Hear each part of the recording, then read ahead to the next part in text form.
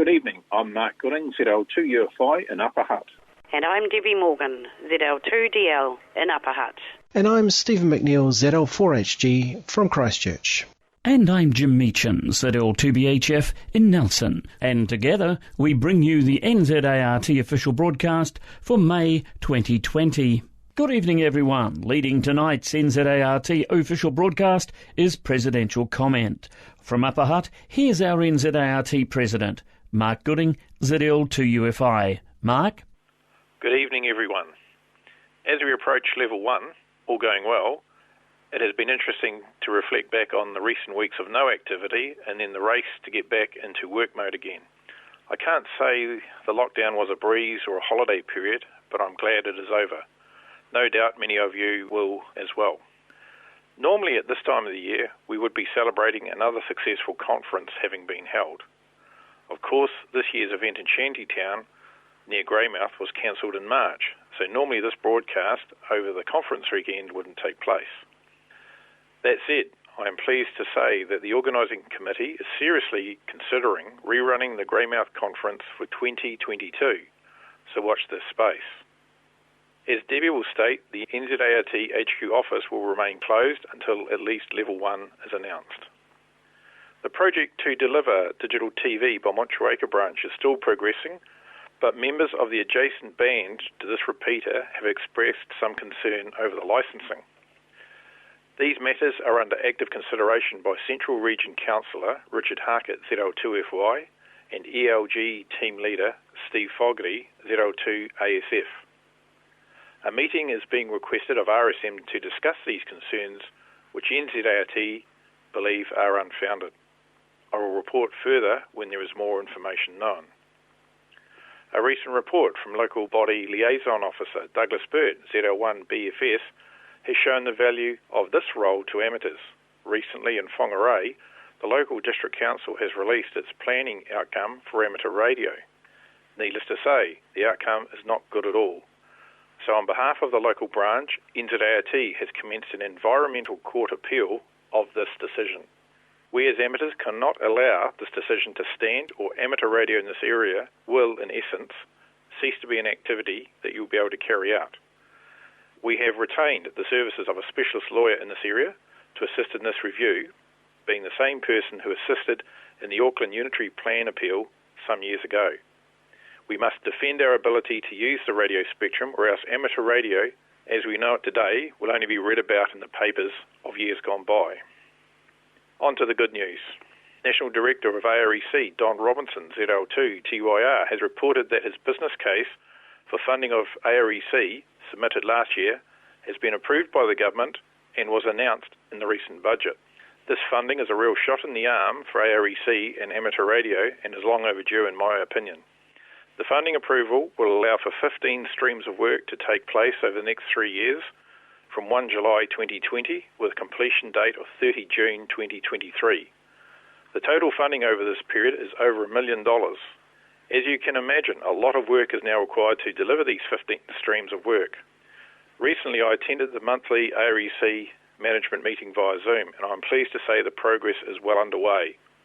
Watch Break-In, the NZART website, and the AREC newsletter for additional news around this exciting progress. I'm sure you'll join with me in congratulating Don on a great job to get this far. The NZART AGM in September this year, along with the AREC AGM, is confirmed as going ahead. I'll see you all in Wellington on the 5th of September 2020. See the latest May-June issue of Break-In or the NZART website for details. Finally, support NZART by retaining your membership later this year when the membership renewals go out, because without the support and the ability to support groups like AREC and fight for our use of the spectrum, then this great hobby of ours will cease to exist. We have survived almost 100 years in New Zealand, and I'm sure we can survive another 100. So please sign up. That's all from me, and back to you, Jim. Thank you, Mark. The President of NZART, Mark Gooding, ZL2UFI. The Old Timers Club Grand Old Man Ivan Horns at L2ATU wishes to announce that Selwyn Cathcart at L2BJO has been appointed as Secretary, Treasurer and Break-in Scribe for the Old Timers Club ZL effective June this year. Selwyn's nomination was to take place at the OTC AGM at conference in Shantytown, but due to the cancellation of the event, his appointment has been made official by the recommendation of the Grand Old Man and district representatives. Selwyn has already taken up some of the duties and arrangements are underway, sorting bank account signatories and change of address, etc. The Old Timers Club Grand Old Man, Ivan Horns at L2ATU, wishes Selwyn many happy years in office. We head back to Upper Hutt now for our NZART Business Managers Monthly Update. Here's Debbie Morgan, ZL2DL. Hi Jim, and good evening everyone. Yes, I am still working from home at the moment, therefore the office in Upper Hutt remains closed for now. I am available by email and phone during my usual working hours, Monday to Tuesday, Thursday to Friday, from 9 a.m. to 2 p.m, and closed Wednesdays. I will, however, be taking annual leave from Thursday the 28th of May until Monday the 8th of June. The good news is examinations can be held at Alert Level 2, but there are guidelines that must be adhered to for COVID-19. Social distancing, hand washing and contact tracing among others. Therefore, before you offer an examination to a prospective candidate, please listen to all government announcements surrounding this pandemic and ensure that you and the candidate will be safe to proceed. If possible, you may hold classes or tutoring via social media, such as Zoom or Skype, in preparation for a reduced ham exam environment. You can then allow 4 to 6 persons to come to a nominated venue to hold the exam. These numbers allow for a minimum of 2 supervisors to be present, but ensuring we do not have more than 10 in the group in one area to allow the 1 metre distancing. Please be aware of the maximum time per session is 2 hours. As is customary at this time of year, your branch would have received a newsletter from me which included your branch statistics of NZART members for voting on upcoming remits placed at the AGM. I will post these out in the next few weeks, so once branches are able to gather again in club rooms, you can proceed with voting. As these are very changing times and travel may not be appropriate for a branch representative to attend, you may request a proxy to present your vote from the floor. Please contact me should your branch wish to do so, and I can arrange for one at the AGM. Due to the current crisis of COVID-19, the AGM will now be held at 10:30 a.m. on the 5th of September 2020 at the Brentwood Hotel in Wellington. For more information on this, please visit our website. This is a one-day event with the AREC AGM being held immediately after the NZART AGM on the same day at the same venue. There will not be any other meetings nor forums held over this weekend, and NZART will cover all venue and catering costs for the AGM. Nearer the date, I will be asking you to advise if you'll be likely to attend, so I can confirm catering numbers with the venue. Council will meet early in June to discuss items such as subscriptions for 2021 and production of call books for this year. Decisions on these are likely to be announced via HQ Infoline and the official broadcast prior to the AGM. All awards usually announced at the AGM in June will now be deferred until September, with the recipients being announced during the meeting. Well, that's all from me, Jim. Back to you. Thank you, Debbie. Debbie Morgan, ZL2DL, the NZART Business Manager. 2 abbreviated results now for this year's Jock White Field Day contest. Jock White Field Day this year was held on February 22nd and the 23rd. Thanks are extended to all branches and individuals that went to the trouble of setting up a field day station. The results are, for the Northern region, first Te Araha, Branch 77. 2nd, Whangarei, Branch 28. To the Central Region, South Taranaki, Branch 87, 1st, 2nd, New Plymouth, Branch 27. To the Midland Region, 1st, North Canterbury, Branch 68, 2nd, Christchurch, Branch 05. Southern Region, 1st, Otago, Branch 30, and 2nd, Eastern Southland, Branch 08. To the QRP section, 1st, ZL1LC, operating as Branch 58, 2nd, ZL2NR, Martin Branch 23. Single operator, 1st, ZL1BOI, operating as Branch 84. 2nd, ZL4JF, operating as Branch 35. 80 metres only, 1st, Kapiti, Branch 69, 2nd, Tauranga, Branch 39. To the phone-only section, 1st, Papakura, Branch 65, and 2nd, Manawatu, Branch 20. To the overseas section, 1st, VK2ACD, 2nd, VK4NH. To home stations, 1st, ZL1AAR, 2nd, ZL3RIK. The full results table and report will be in your July-August issue of Break-In. And that information tonight from Stuart Watchman, ZL2TW, the Jock White Field Day Manager. Now to catch up on amateur radio news from around the world, we join the team at the Amateur Radio Newsline.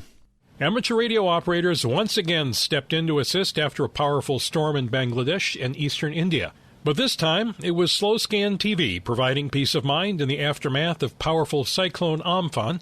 Graham Kemp, VK4BB, has the story. Video messages transmitted via amateur radio Slow Scan TV have been able to reassure more than 70 families in West Bengal who'd lost contact with their relatives after Cyclone Amphan swept through the state. Amateurs such as Dibis Mandal, VU3, ZII of the West Bengal Radio Club have visited families living on storm-racked Sagar Island, Musuni Island and elsewhere to take pictures for later retransmission. According to Club Secretary Ambarish Nag Biswas, VU2JFA, the Indian government gave the club the call sign Alpha Uniform 2 Alpha Charlie for storm-related operations, which, he said, facilitated communication with amateurs all over the world. For Amateur Radio Newsline, I'm Graham Kemp, VK4BB. Among satellite enthusiasts, there's been another record-setting moment. The Russian satellite RS-44 has enabled a record distance-setting QSO between hams in Oregon and Spain, according to AMSAT. On May 17th, signals traveling a distance of 8,314 kilometers, or more than 5,100 miles, enabled a contact between Casey, KI7UNJ, and Jose, EB1AO. AMSAT reports that both stations had negative elevation. Congratulations to both. Although the Long Island CW Club was created in 2018 to help more New York area hams learn Morse code, it has long since made room in its virtual classrooms for amateurs of all ages anywhere in the world. On Saturday, May 23rd, the club scored another first by creating a CW learning environment exclusively for YLs. The weekly evening instruction, done in a casual, friendly style, is led by Jennifer Moore, KF4INA in Alabama, and Leanne Bulger, W4LEA in North Carolina. Howard Bernstein, WB2UZE, co-founder of the club, along with Rich Collins, K2UPS, said that it was a logical step to take since the club membership has grown to include more than 21 YLs. For more information, visit the website at longislandcwclub.org. For now, with Karen Eve Murray, KD2GUT at the news desk in New York and our news team worldwide, I'm Paul Brown, WD9GCO in Valparaiso, Indiana, saying 73. And as always, we thank you for listening. Amateur Radio Newsline is copyright 2020. All rights reserved. And as always, we say thank you to Newsline for the use of their copyright material. Information received tonight from Thomas, ZL3TOM. Now, Thomas runs an amateur radio net every week for young and experienced hams. His net is called the Young Transmitters NZNet, and it's held every Monday at 7 p.m. New Zealand local time. It's accessible via IRLP 9556, Echolink Conference Server 256883, All-Star 48820 and 40452. For more connection information, you can visit ZL3TOM's website, and that is ZL3TOM.com. Thomas says his goal is to encourage people into the hobby and to help those who are new to amateur radio and want to have a place to be while helping others and giving the latest technology news. He's been running this net for about 6 months with good results. If you'd like further information, you're welcome to email Thomas at zl3tom@hotmail.com. zl3tom@hotmail.com. Finally, in tonight's official broadcast lineup, we have details of the Straight Key Night Winter Edition. The winter edition of the New Zealand Straight Key Night will take place from 8 p.m. to 9 p.m. on Sunday, the 14th of June. As usual, this casual contest will be held on 80 metres, and operators must use a straight key, no bugs, paddles or side swipers. We'll use the traditional SKN exchange, which includes the type of key and the type of transmitter. But this time, there'll be an extra challenge, the QSY rule, and you are strongly urged to get familiar with it. If you don't, well, it'll be a bit like driving on the wrong side of the road and wondering why everyone's tooting their horn. Find out more about Straight Key Night, including the QSY rule, at maritimerradio.org/SKN. Now that information from Neil Sanderson, ZL1NZ, the Straight Key Night manager. If you've any questions, feel free to email Neil, and his email address is neil@zl1.nz. Now, there's no branch news update tonight due to a lack of branch activities, but Stephen ZL4HG, he'll be back with an update next month. The next official broadcast of NZART will be made by ZL6A at 8 p.m. on Sunday, the 28th of June. This is ZL6A, headquarters station of the New Zealand Association of Radio Transmitters, concluding the NZART official broadcast for May 2020. Good night, everyone. Good night now.